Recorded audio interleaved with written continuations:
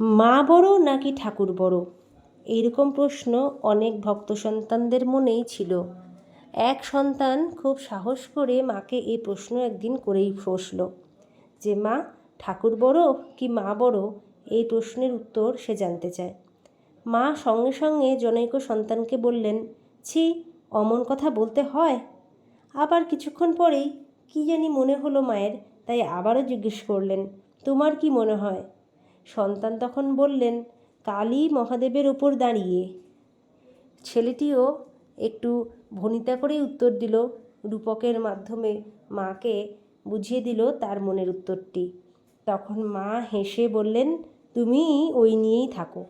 মানে হলো মা কিছুটা সেই মতের সাথে সহমত হলেন, আবার নিজের মুখে বাকি কথা কিছু বললেনও না। মায়ের রূপ সম্পর্কে সন্তানের যে ধারণা, সেইটা সম্পর্কে কিন্তু মা কিছু জানালেন না, আর বললেনও না যে হ্যাঁ এই কথাই সত্যি। আবার পাশাপাশি কিন্তু পরিষ্কারভাবে বললেনও না যে না মিথ্যে, কারণ মিথ্যে বললে সত্যি সেটা মায়ের মুখ থেকেই মিথ্যে বলা হবে, তাই মা তাও তো বলতে পারবেন না।